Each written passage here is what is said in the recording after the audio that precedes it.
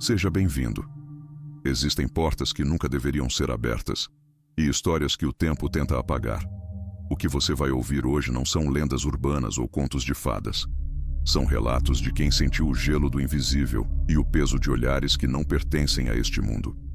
Se você gosta de histórias perturbadoras, já deixa o like e se inscreve no canal. Ativa o sininho para não perder os próximos vídeos.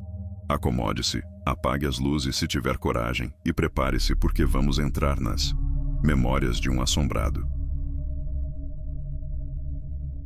Relato 1. O Quarto dos Fundos. A mudança e o silêncio incomum. Sabe aquela sensação de que você finalmente encontrou o seu lugar no mundo? Foi exatamente o que senti quando peguei as chaves daquela casa em Curitiba. Eu precisava de paz. Depois de anos morando em apartamento, ouvindo o salto alto da vizinha de cima e o choro do bebê do lado, uma casa antiga com um quintal grande e muros altos parecia o paraíso. Eu tinha 42 anos, estava recém-separado, e tudo o que eu queria era o meu canto, meu jardim e a companhia do Átila, meu pastor alemão. A casa ficava em um bairro tranquilo, desses onde as ruas são cheias de árvores e o barulho dos carros mal chega. Era um imóvel de madeira e alvenaria, bem conservado, mas com aquele cheiro característico de lugar que ficou fechado por muito tempo. O corretor me disse que a última dona tinha falecido de causas naturais e que a família demorou a colocar para alugar por questões de inventário. Nada de estranho, nada de macabro. Apenas uma casa vazia esperando por vida. Nos primeiros dias, tudo foi perfeito. Eu desencaixotei minhas coisas com calma. O Átila parecia feliz com o espaço extra, correndo pelo gramado e explorando cada canto. Mas notei algo estranho logo na primeira semana. Sabe quando você sente que o silêncio da casa é pesado demais? Não era um silêncio relaxante. Era como se a casa estivesse prendendo a respiração. O Átila, que sempre foi um cachorro muito tranquilo e protetor, começou a mudar o comportamento. Ele costumava dormir no pé da minha cama, mas a partir da terceira noite, ele se recusava a entrar no corredor que levava aos quartos. Ele ficava sentado na sala, olhando para o escuro do corredor, com as orelhas em pé. Eu o chamava, batia na cama, mas ele apenas ganhia baixo, com o rabo entre as pernas. Achei que fosse apenas o estresse da mudança, o cheiro de algum bicho no forro ou algo assim. Mal sabia eu que os animais sentem o que a gente tenta ignorar. As coisas começaram a piorar na segunda semana. Eu estava na cozinha preparando um café tarde da noite, quando ouvi um barulho vindo do andar de cima. Era um som seco, como se alguém estivesse arrastando um móvel pesado, uma cômoda ou um baú. O problema é que o andar de cima era apenas um sótão que eu ainda nem tinha aberto. Eu não tinha móveis lá. Parei o que estava fazendo e fiquei escutando. O som continuou por uns 10 segundos, como se algo fosse puxado e batesse na parede. Olhei para o Átila. Ele estava no meio da cozinha, com o pelo das costas todo arrepiado, rosnando para o teto. Ali, eu soube que não era coisa da minha cabeça. Se o cachorro estava reagindo, havia algo físico acontecendo. Peguei uma lanterna e a chave do alçapão que ficava no teto do corredor. Confesso que minhas mãos tremiam um pouco. Subi a escada com cuidado, esperando encontrar um gambá, um rato grande, ou quem sabe um invasor. Quando abri o alçapão e iluminei o espaço, o ar estava gelado, muito mais frio que o restante da casa. A poeira estava intacta no chão. Não havia pegadas, não havia bichos, e o mais estranho, não havia móvel nenhum para ser arrastado. O sótão estava completamente vazio, exceto por uma cadeira de balanço velha, num canto, que parecia estar ali há décadas. Desci incomodado. Naquela noite não consegui pregar o olho. Toda vez que eu começava a cochilar, ouvia um estalo que vinha de dentro do meu quarto. Parecia que alguém estava pressionando a madeira do guarda-roupa com o dedo. Eu acendia a luz e o barulho parava na hora. Era um jogo de gato e rato. Eu sentia que estava sendo observado, mas por mais que eu olhasse em volta, só via as sombras dos meus próprios móveis. Comecei a me perguntar se o isolamento estava me deixando paranoico, mas o olhar de pavor do Átila na manhã seguinte me provou o contrário. Na terceira semana, o fenômeno deixou de ser apenas sonoro. Eu acordei cedo para trabalhar e, ao passar pelo corredor, vi algo que me fez gelar o sangue. A porta do quarto dos fundos, um quarto pequeno que eu usava apenas para guardar caixas, estava com marcas profundas na madeira. Eram 3 riscos verticais, como se alguém tivesse passado unhas fortes ou uma ferramenta ali. O detalhe que me fez perder o apetite. As marcas estavam do lado de dentro do quarto, e a porta estava trancada por fora, como eu sempre deixava. Entrei no quarto devagar. Estava tudo em ordem. As caixas empilhadas, o cheiro de mofo. Mas o ambiente estava pesado, como se o ar fosse mais grosso. O Átila não chegava nem perto da soleira. Ele ficava no final do corredor, latindo de uma forma que eu nunca tinha ouvido antes. Era um latido de desespero, de quem está vendo uma ameaça real e iminente. Naquela tarde, decidi que precisava de respostas. Comecei a conversar com um vizinho, um senhor que morava na rua há 40 anos. Sem querer parecer louco, perguntei sobre os antigos donos. Ele hesitou, mas acabou contando que a senhora que morava ali era muito apegada à casa. Ela tinha perdido um filho muito jovem naquele quarto dos fundos, e depois disso, diziam que ela conversava sozinha e não deixava ninguém entrar naquele cômodo. Ela morreu lá dentro, sozinha, e só foi encontrada dias depois. Voltei para casa com o coração na mão. O que antes parecia um refúgio, agora parecia uma armadilha. Ao entrar na sala, vi que o quadro que eu tinha pendurado na parede, uma foto minha com meus pais, estava virado de frente para a parede. Não tinha caído, não estava torto. Alguém, ou algo, o tinha girado deliberadamente. Foi a primeira vez que senti que não era apenas uma energia, mas uma presença com vontade própria. E aquela vontade não me queria ali. A situação atingiu o limite numa terça-feira chuvosa. Eu estava tentando ler na sala com todas as luzes acesas, porque o medo já não me permitia ficar no escuro. O Átila estava deitado aos meus pés, inquieto. De repente, ele se levantou de um salto e começou a latir para o nada, no meio da sala. Ele não estava apenas latindo, ele estava recuando, como se algo estivesse avançando na direção dele. Eu via os olhos dele acompanhando algo que subia do chão até a altura de um homem. O cachorro começou a ganir e correu para baixo da mesa, tremendo violentamente. Eu me levantei, gritando: "Quem está aí? Apareça!" Esse momento, a temperatura da sala despencou. Eu conseguia ver o vapor da minha respiração, em pleno clima de Curitiba, dentro de casa. Ouvi um sussurro. Não era uma voz clara. Era como um sopro ríspido, bem no pé do meu ouvido. "Saia." Eu não esperei. Peguei a coleira do Átila, a chave do carro e saí de casa só com a roupa do corpo. Dormi em um hotel naquela noite. No dia seguinte, eu sabia que não podia simplesmente abandonar tudo, mas também não podia voltar sozinho. Eu não sou um homem extremamente religioso, mas aquilo fugia de qualquer explicação lógica. Procurei um pastor de uma igreja próxima, um homem com fama de ser muito sensato e experiente nessas questões de limpeza de ambientes. Ele me ouviu com paciência, sem me julgar.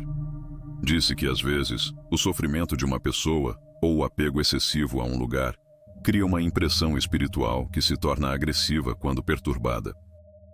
Ele concordou em ir até a casa comigo naquela tarde. Eu estava com medo do que encontraríamos, mas precisava recuperar minha vida. Entramos na casa por volta das 3 da tarde. O sol brilhava lá fora, mas dentro do imóvel, a luz parecia não penetrar totalmente. O pastor percorreu cada cômodo em silêncio, apenas observando. Quando chegamos ao quarto dos fundos, ele parou.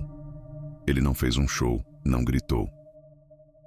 Ele apenas começou a orar de forma firme, pedindo que qualquer espírito que estivesse retido ali por mágoa, dor ou apego, encontrasse o seu caminho e deixasse aquele lugar em paz. Enquanto ele falava, um vento forte entrou pela janela fechada, fazendo as cortinas voarem. Ouvi um estalo alto, como se um vidro tivesse quebrado, mas nada se quebrou. O Átila, que tinha entrado comigo dessa vez, soltou um longo suspiro e, pela primeira vez em semanas, deitou no chão do corredor e fechou os olhos. O peso que eu sentia nos ombros simplesmente sumiu. Era como se uma pressão atmosférica tivesse sido equalizada. O pastor terminou a oração e me disse: "A casa agora é sua, Ricardo. O que estava aqui não pertencia a este tempo." Fiquei na casa por mais 2 anos. Nunca mais ouvi o som de móveis sendo arrastados, e as marcas na porta foram lixadas e pintadas, nunca retornando. O Átila voltou a dormir no meu quarto e a vida seguiu seu curso normal. No entanto, eu nunca mais deixei o quarto dos fundos totalmente vazio. Coloquei plantas, deixei a janela sempre aberta e nunca mais andei pela casa no escuro total. Existem casas que não são feitas apenas de tijolos e madeira. Elas guardam memórias. E às vezes, essas memórias não querem ser esquecidas. Hoje moro em outro estado, mas sempre que passo por uma casa antiga e silenciosa, sinto um arrepio na espinha. Eu sei que, por trás de uma porta fechada, pode haver algo esperando que você simplesmente vá embora. Relato 2. O reflexo no corredor. Sair do Brasil para tentar a vida na Irlanda não foi uma decisão fácil. Mas aos 31 anos, eu senti que era agora ou nunca. Meu nome é Beatriz, sou de Minas Gerais e cheguei em Dublin com muita vontade de trabalhar e pouquíssimo dinheiro no bolso. Depois de alguns meses fazendo bicos, consegui o que parecia ser o emprego dos sonhos: governanta e babá em uma mansão na Merrion Square. Era uma daquelas casas georgianas imensas, de tijolinhos vermelhos, com portas coloridas e janelas que iam do chão ao teto. A família era de um prestígio enorme, donos de uma rede de advocacia, e precisavam de alguém que morasse lá para cuidar do filho pequeno e manter a ordem enquanto eles viajavam a negócios. Lembro perfeitamente da primeira vez que entrei naquela casa. O teto era altíssimo, com molduras de gesso que pareciam obras de arte. O chão de madeira escura brilhava tanto que refletia os móveis antigos. No entanto, mesmo com todo aquele luxo, havia um cheiro que me incomodava. Não era cheiro de sujeira, longe disso, a casa era impecável. Era um cheiro de ar parado, de algo que estava guardado há séculos e que não gostava de ser perturbado. O casal, Sr. e Sra. O'Connor, foi muito educado, mas eram pessoas frias. Eles me mostraram meu quarto, que ficava no último andar, o antigo sótão que fora reformado para os funcionários. Para chegar lá, eu tinha que subir uma escada em caracol de metal que rangia a cada passo. Nos primeiros dias eu estava encantada. Eu ganhava em euro, tinha um quarto só meu, e o pequeno Liam, de 5 anos, era uma criança silenciosa até demais. Mas o silêncio daquela casa começou a me oprimir. Sabe quando você sente que as paredes estão te observando?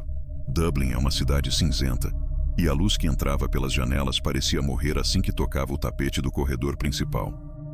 Eu passava o dia sozinha com o menino, pois os pais saíam cedo e voltavam tarde, quando voltavam. A casa tinha 3 andares e um porão, e eu evitava o porão a todo custo.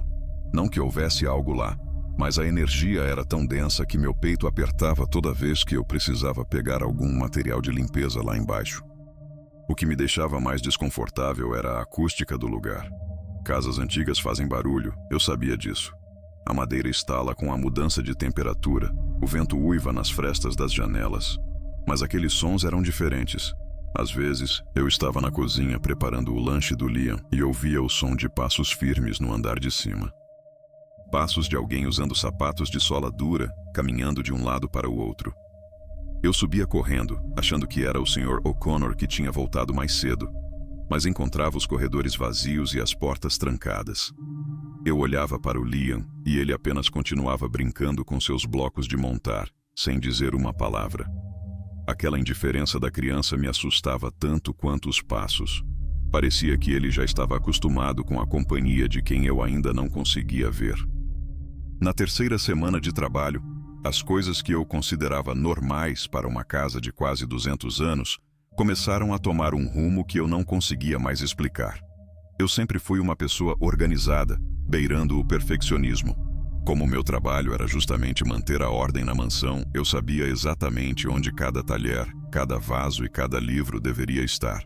Foi por isso que o que começou a acontecer me deixou tão perturbada. Tudo começou com as colheres de prata. A senhora O'Connor era fascinada por uma coleção de prataria que ficava em uma vitrine pesada na sala de jantar. Eu polia aquelas peças toda terça-feira. Certa manhã, ao entrar na sala, notei que uma das colheres de servir estava fora da vitrine, deitada bem no centro da mesa de jantar. A vitrine estava trancada. Eu gelei. Pensei que o Liam pudesse ter pegado, mas ele não alcançava a fechadura. E, além disso, a chave ficava escondida dentro de um pote de porcelana na cozinha. Coloquei a colher de volta, tentando convencer meu cérebro de que eu simplesmente a tinha esquecido ali no dia anterior. Mas eu sabia que não tinha. Depois das colheres, veio o jogo de chaves. Eu costumava deixar as chaves da despensa penduradas em um ganchinho ao lado da geladeira.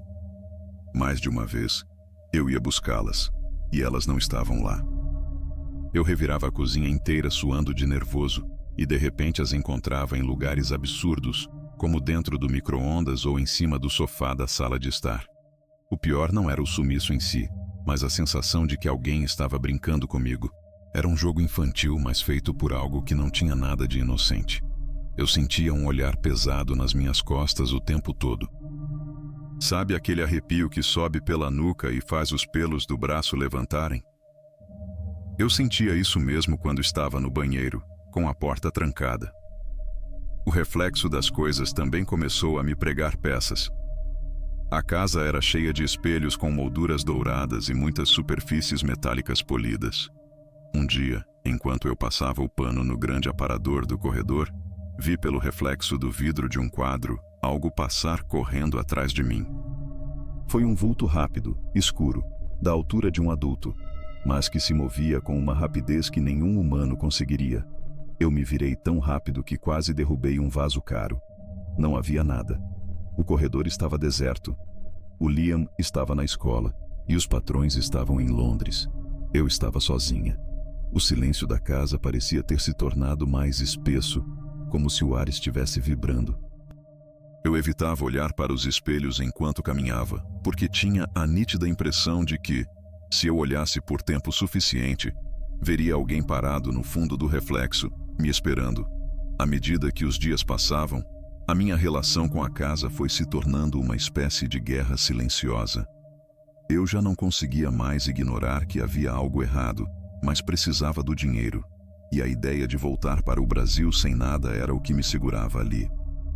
No entanto, o comportamento do Liam começou a me deixar em alerta máximo.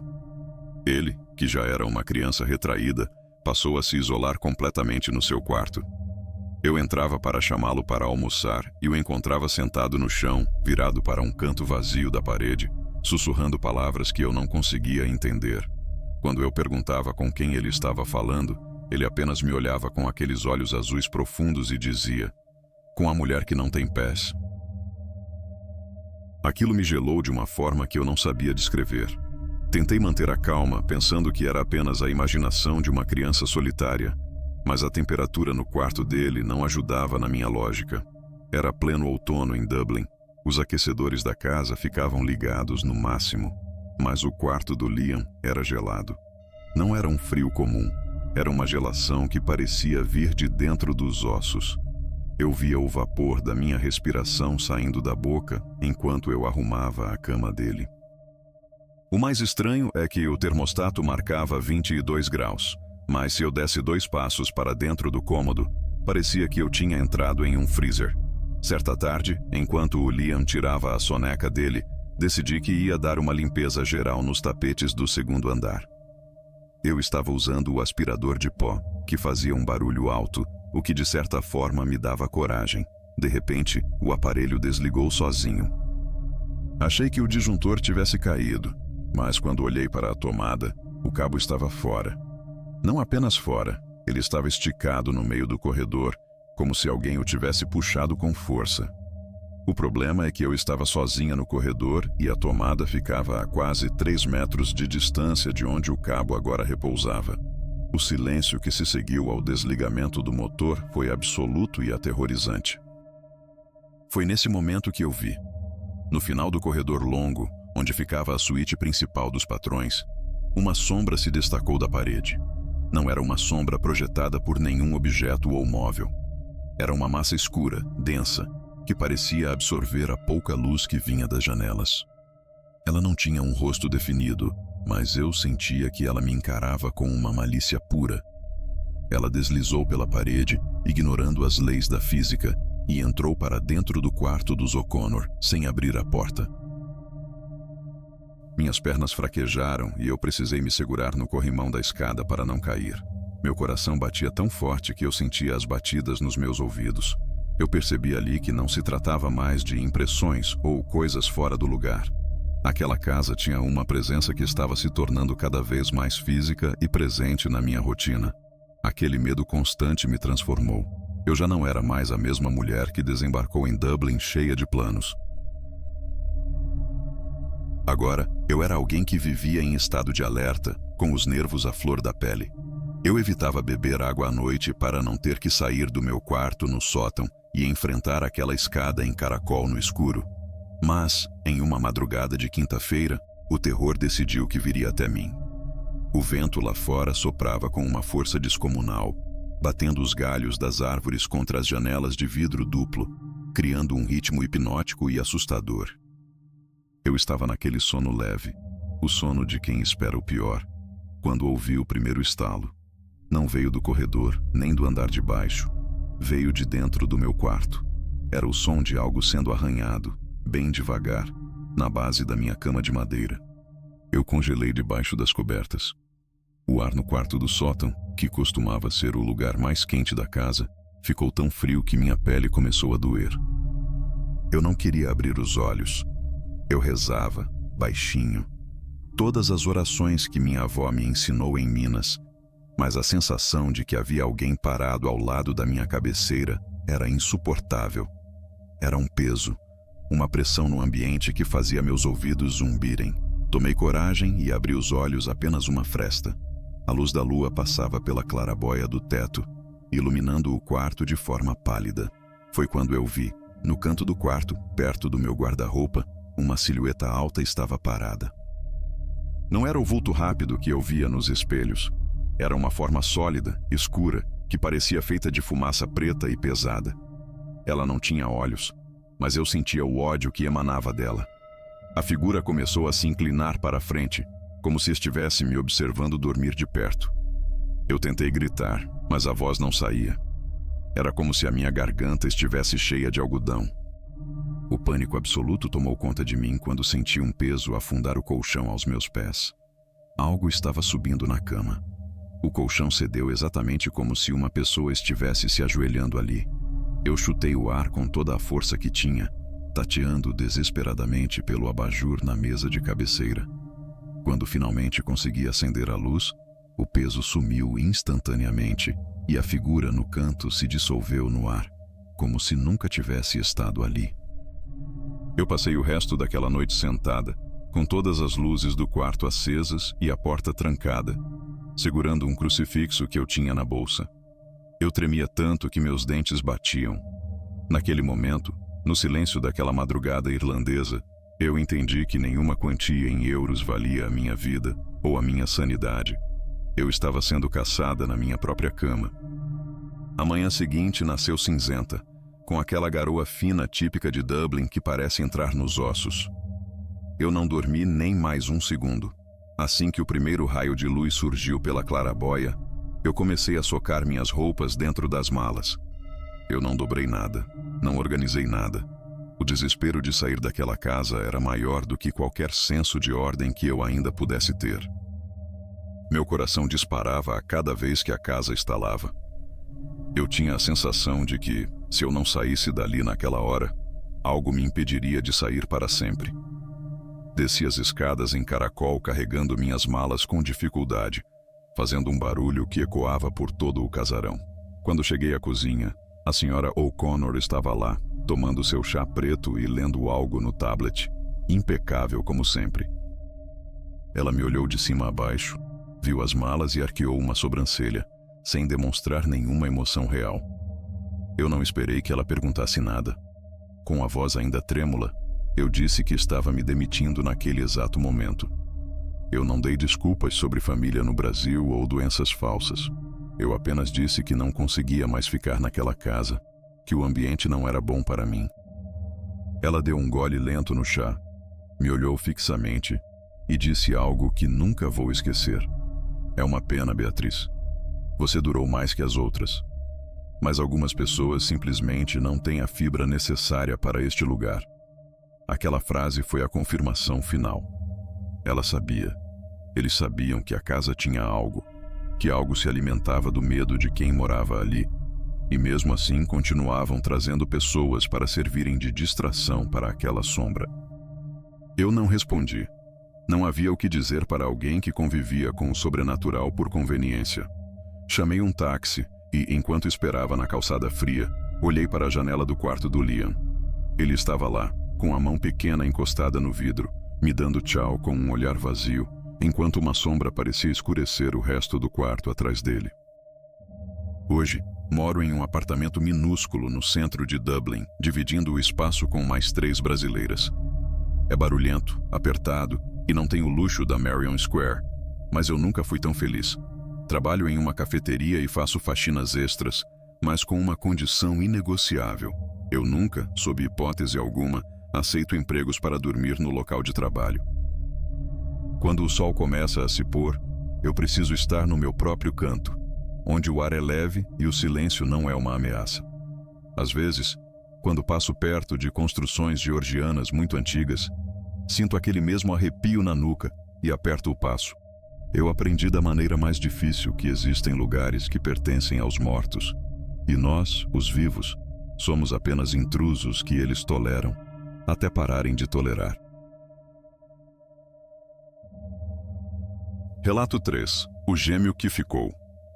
Trabalhar em casas de família rica em São Paulo sempre foi a minha rotina. Sou babá há quase 20 anos e meu nome é Cláudia. Aos 38 anos, eu já vi de tudo. Pais ausentes, crianças mimadas, mansões que parecem museus. Mas nada me preparou para a minha experiência na casa da família Albuquerque, no bairro dos Jardins. Era uma casa moderna, de linhas retas, com muito vidro e concreto, mas que carregava uma tristeza que parecia impregnada no ar-condicionado central. Fui contratada para cuidar do Enzo, um menino de 6 anos, doce e muito inteligente, mas com um olhar que parecia carregar o peso de um adulto. O Enzo tinha um irmão gêmeo, o Thales. 2 anos antes de eu chegar, o Thales tinha falecido em um acidente doméstico trágico, uma fatalidade que destruiu a alegria daquela família. A mãe, Dona Heloísa, era uma mulher elegante, mas que parecia estar sempre dopada por medicamentos ou pela própria dor. Ela me explicou, logo no primeiro dia, que o Enzo ainda lidava com a perda de uma forma muito particular. Ele fazia terapia 2 vezes por semana, mas ainda conversava com o irmão, brincava com o irmão e às vezes pedia para colocar um prato a mais na mesa. É o processo dele, Cláudia. O psicólogo diz que é um mecanismo de defesa. Ela me disse, com um sorriso triste que não chegava aos olhos. Nos primeiros meses, eu tentei ser o mais compreensiva possível. Eu via o Enzo no seu quarto de brincar, sentado no meio de uma pista de carrinhos falando: "Não, Thales, esse azul é o meu, pega o vermelho." Eu achava aquilo de partir o coração. Pensava que era apenas uma criança solitária sentindo falta da sua metade.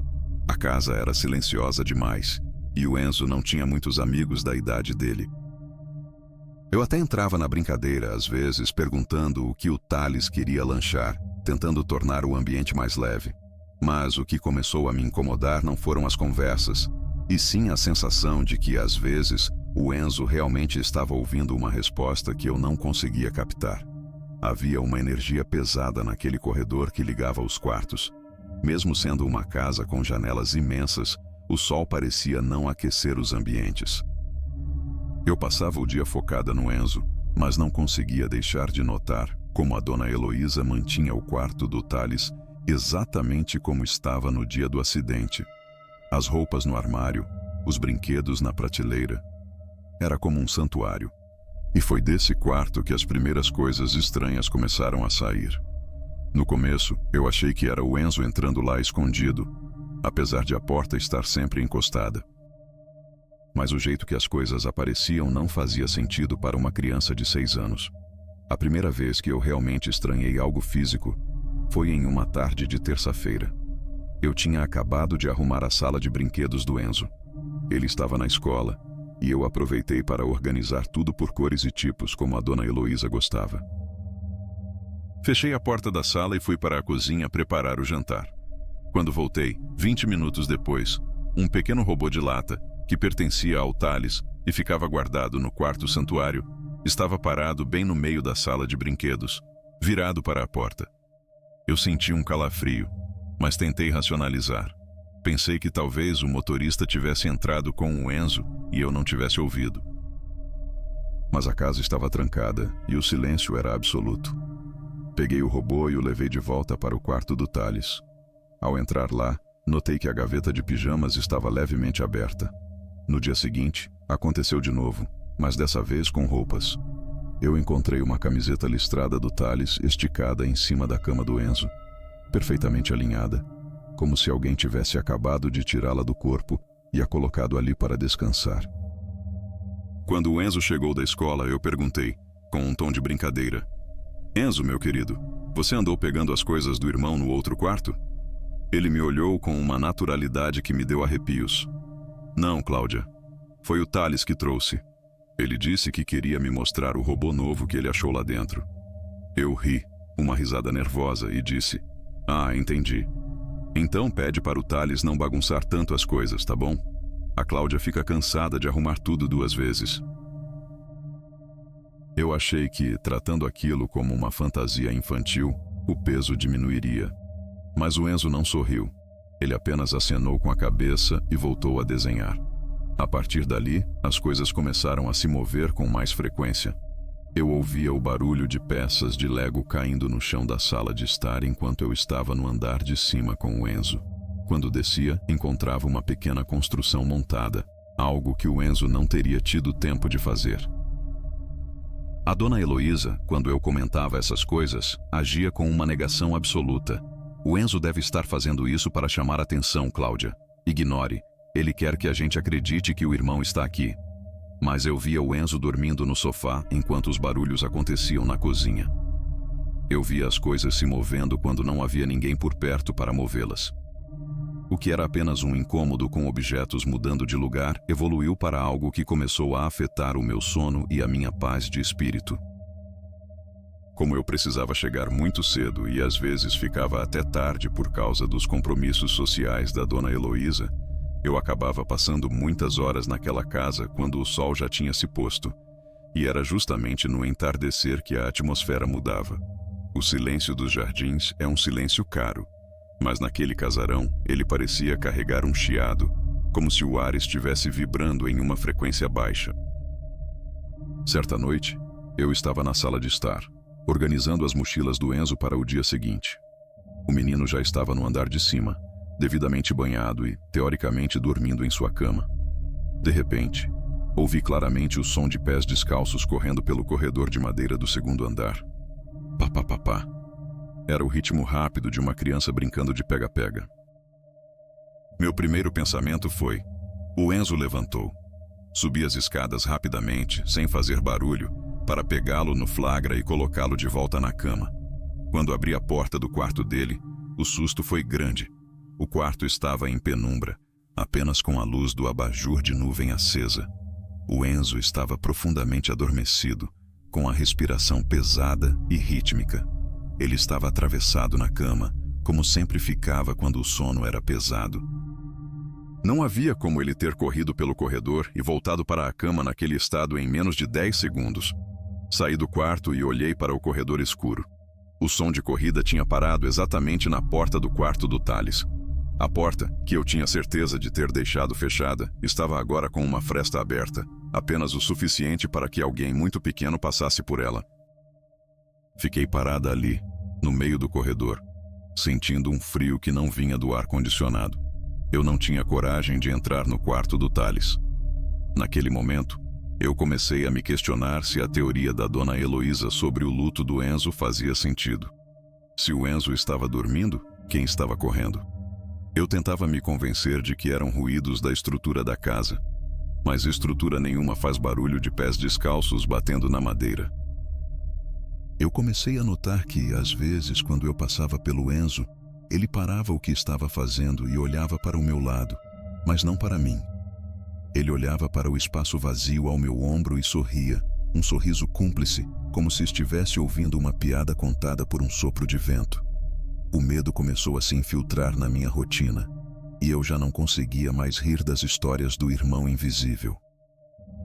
A tensão dentro daquela casa parecia uma corda sendo esticada ao máximo, e eu sabia que, a qualquer momento, ela iria arrebentar. Eu já não conseguia mais trabalhar com a mesma disposição. Cada estalo da madeira me fazia pular, e eu evitava ao máximo ficar sozinha em qualquer cômodo que não fosse a sala principal. O ápice de tudo aconteceu em uma tarde de quinta-feira, uma daquelas tardes abafadas de São Paulo que precedem uma tempestade.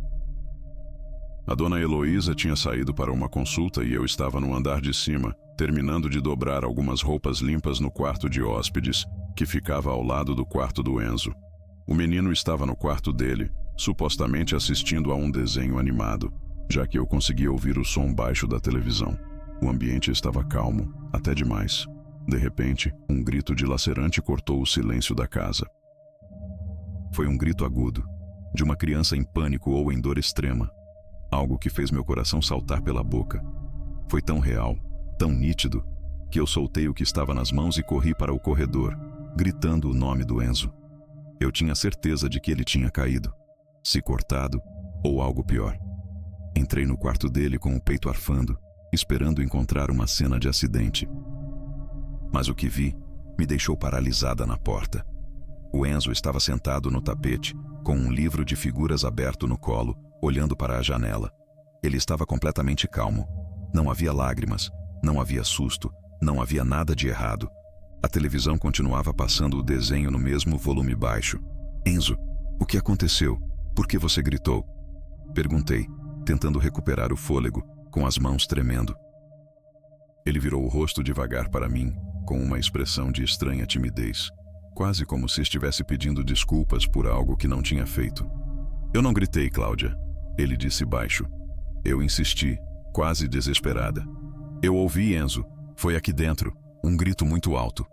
Ele abaixou a cabeça, mexeu na ponta da página do livro e sussurrou. Não foi eu, foi o Thales. Ele ficou bravo porque eu não quis brincar de esconder agora. O sangue sumiu do meu rosto. Aquele grito não foi uma impressão auditiva. Foi um som físico que ecoou pelas paredes. Olhei para o canto do quarto, onde os brinquedos do Thales costumavam aparecer, e senti um arrepio que me fez perder as forças. Naquele momento, a ficha caiu. Eu não estava lidando com a imaginação de uma criança e eu não tinha ferramentas para ajudar aquela família. Depois do episódio do grito, algo dentro de mim mudou. Eu não sentia mais apenas medo. Eu sentia uma exaustão emocional profunda. Percebi que, por mais que eu gostasse do Enzo, eu não podia ser o suporte que aquela casa precisava. Naquela mesma noite, esperei a dona Heloísa chegar e, com todo o respeito do mundo, pedi para conversar. Eu disse que não estava me sentindo bem, que o ambiente estava pesado para mim e que eu precisava sair. Ela, como sempre, tentou minimizar tudo, dizendo que eu estava impressionada com as histórias do filho, mas eu mantive minha decisão. Aceitei cumprir o aviso prévio de 30 dias, por consideração ao menino, mas foram os dias mais longos da minha vida. Durante esse último mês, eu mantive uma postura profissional, mas distante do lado sobrenatural da casa. Eu não questionava mais quando via um brinquedo fora do lugar. Eu não subia correndo quando ouvia os passos. Eu simplesmente cumpria minha função e contava as horas para ir embora. No meu último dia, dei um abraço apertado no Enzo. Ele me olhou e disse: "O Thales vai sentir sua falta, Cláudia. Ele gostava quando você ria." Eu apenas sorri, dei um beijo na testa dele e saí por aquela porta de vidro imensa, sentindo como se um fardo de 100 quilos tivesse sido tirado das minhas costas. Eu saí em paz. Não saí com raiva, nem com a sensação de ter falhado. Saí sabendo que existem mistérios que não nos cabe resolver.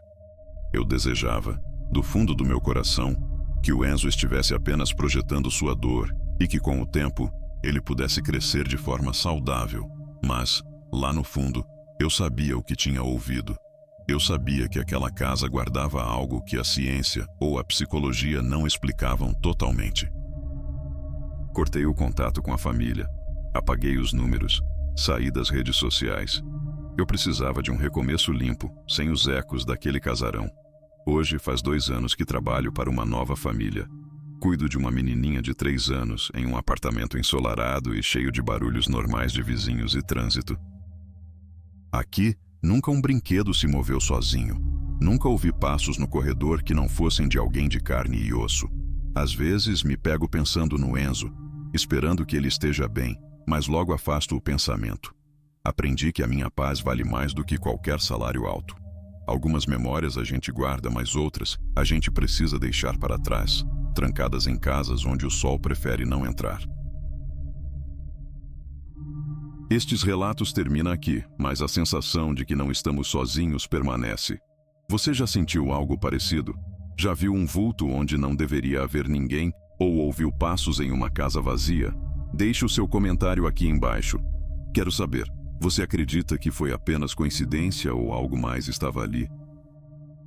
Se você gosta desse tipo de conteúdo e quer apoiar o canal, deixe o seu like e se inscreva. Ative o sininho, porque o sobrenatural não tem hora para se manifestar. E se você tem uma história real que aconteceu com você ou com alguém próximo, envie para o nosso e-mail que está na descrição. Quem sabe o próximo relato não seja o seu. Durmam bem. Se conseguirem, até o próximo relato.